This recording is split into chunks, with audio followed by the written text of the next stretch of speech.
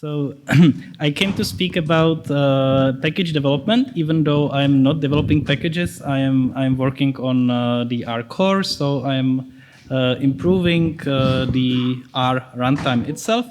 But I interact a lot with packages. So I will try to give some advice that is not obvious. I believe that many of you, of course, are experienced package developers, and you know the obvious stuff. You have read writing R extensions and all the help and so on. I will also demonstrate some of the advice on examples from my work on the R core implementation, and I will show during the presentation what I mean by this sustainability. Right. So the first of the two examples is a bug report. One bug report I have been working on the last year. I chose this one because it's simple to explain. It has many of the features that are common for the work we are doing, and it was also a success. It got fixed relatively quickly. The details of this particular bug are not that important, so if you are not deep into the parser, feel free to ignore that part, and you will not miss that much from the presentation. So we got a bug report on RDevel, very nice bug report. It was concise, with a reproducible example that worked. It was obvious what the person thought was wrong. And the report was against the parser, producing parse data for equal assignment that looked wrong. So the idea is that the parse data for the left assignment, the usual assignment that we use, is as shown on the slide. You get some AST, and at the root of the AST, there is the expression for the assignment. So it's the same thing on the top that I showed previously. But the equal assign that is at the bottom of the slide produces an AST that doesn't have this root node, which looks suspicious. So, and it was easy to reproduce. I don't work on the parser, but anyway, I contacted the author of that part of the parser. He has retired before from our core, but he's active in responding, and within half an hour I found out, yes, of course, it's a bug. Yeah, it's not what we wanted. There should be this root node, obviously. So I looked at the parser myself, and I found out that this is trivial to fix in the parser. So there is one line in the parser definition shown here, and I don't even have to change the grammar. There was just one function call missing in this line. So I have added this call, I have regenerated a parser, and I got this nice AST that has this root node. So very simple fix. I don't know how long it took me, but maybe an hour or something, and that's only because I didn't know the parser well. So now it seems like, of course, I commit and that's done, and I can do some other bug or something cooler. But this is not how we can work in R core. So what I do then, right? So I need to test my change on the packages. So I run the RCMD check for all CRAN and bioconductor packages, and I do it on a version of R before my change and on a version of R after my change. Just only this change, nothing else. To be sure, and in case of installation, it's really needed. I built R from scratch in both cases. I install packages from scratch in both cases, and I run RCMD check on all of them. And now comes the maybe non-obvious part, but almost any time I do this, I get a number of packages that are failing, even in the base version. So I'm looking only at the packages that are failing newly, possibly because of my change. And so first of the thing is this is non-deterministic. Partially, or by big part, because packages are downloading things from the internet or interacting with websites. And when you have 17,000 packages, the odds are high that some of the websites will be down and then up, or up and then down, right? So some of the new failures will be just because of these problems. So my scripts rerun automatically the checks for the packages that differ in their result. This stabilizes after some time, and this process is Of course, it can hide some random errors, but the probability is low, and it will clean up this problem. But still, then I have to look at a number of newly failing packages. In this example, there was one package that started segfaulting during its checks. So I have to have a look. I have to debug, right, to see whether it's my bug or whether it's something else, or bug in the package, for instance. And in this case, the package did not do anything with the parse data. This is also common, right? It didn't even have native code. Oftentimes, segfaults are because of errors in native code, but this didn't have any, right? But it used a lot of other packages that had native code. And in this case, I was very lucky because I found out that on some cron checks from other people, the bug existed even before my change, just not on my machine. This is relatively common, and the bug looked the same, the output was the same. So I concluded this was a woken up bug. In some cases, I have, with other errors, I have debugged this to the end to really find out that this is a woken up bug. And this is very common for segfaults. They are often because of memory corruption. And, well, you corrupt memory that is not used, so it's okay sometimes, or that is not used in the test. But then something completely unrelated in R changes. I fix something, right, that is not executed at all, but the layout of the code changes, and all of a sudden the memory corruption is for something that matters. So I call this woken up bugs, and this is one of the very big problems. It takes a lot of time to debug these things, and especially compared well, to trivial changes like this one. Then I got several other packages that were failing after my change, but not before. And I found out that in this case it was because of non-deterministic failures in package installation. My scripts were not smart enough to iterate the installations. They assumed that the installation was deterministic, but it wasn't. And in principle, this is again a relatively common problem, that whenever I test some change, I find out some new problem that this is something new in the packages that prevents me from reliably testing things.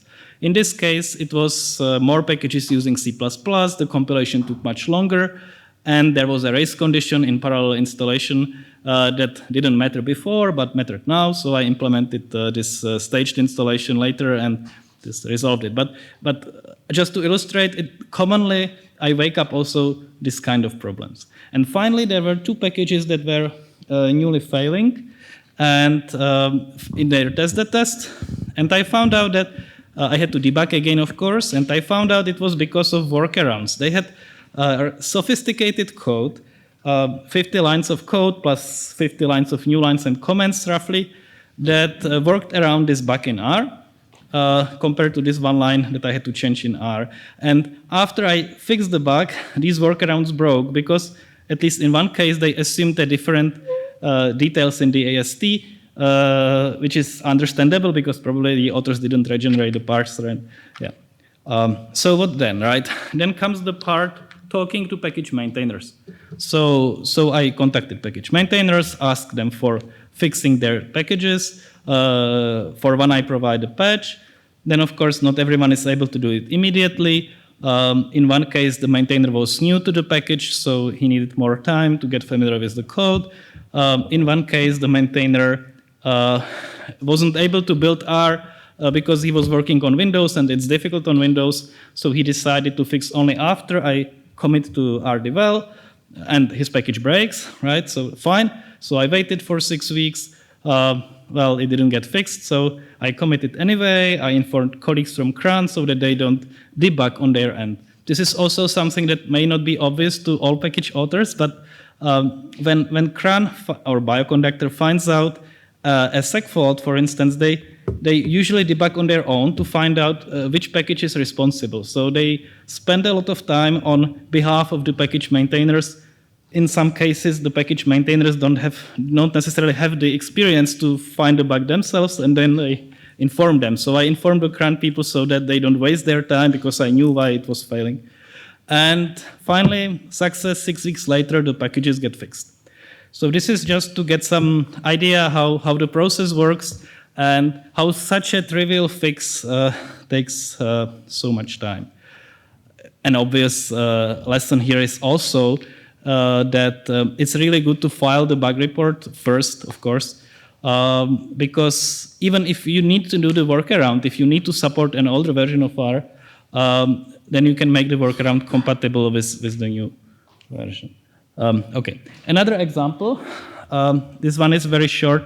So sometimes I get questions from package maintainers whether a certain report from my protect bug finding tool is a false alarm or not.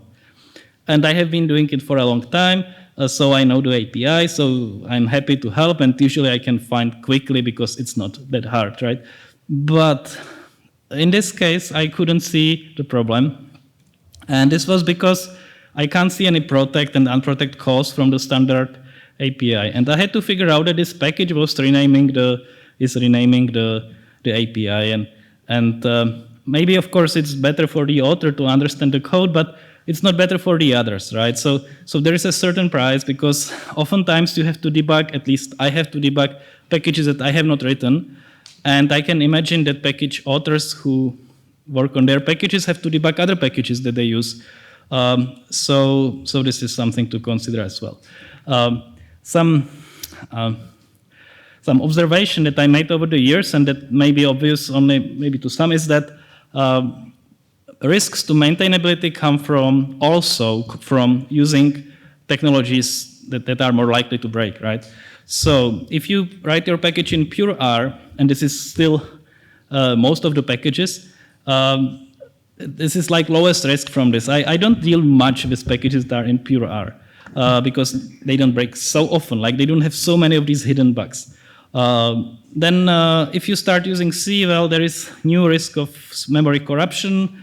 You have to support Windows. Now you have even to support Solaris, right? Then if you add Fortran, you have these new problems with passing arguments between C and Fortran. When you use .call, so you access the R API, you get the protect errors, you get the corruption of the R heap, you get the corruption of compiler constants, so you like change all ones in the R instance to zeros, for instance, right? Or in one function, but still, right? And with C++ and .call, it's even more risky. There is the risk of misdestructors, error handling, incompatibility, and there is obviously the risk of this new API that not everyone may know, because if you didn't use the new API with C++, then you would not have gotten much, right? So I think it's very good to. It's very good to only use these technologies when you need them for performance. Of course, there are cases like that, and we are trying hard to move the need. Luke Tierney is working on the byte compiler and Altrap, and I'm helping sometimes. And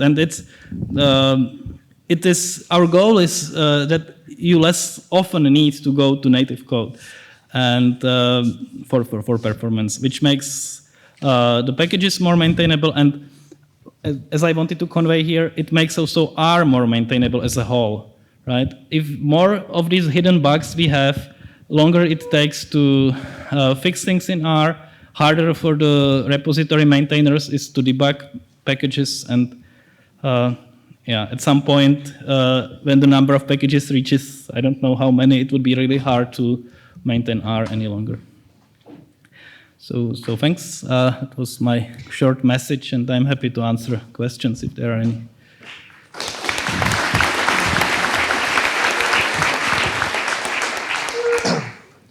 That was excellent time management, because we have 4 minutes for questions if we want to use them. Are there any questions now? Yep. Thanks you for an excellent talk.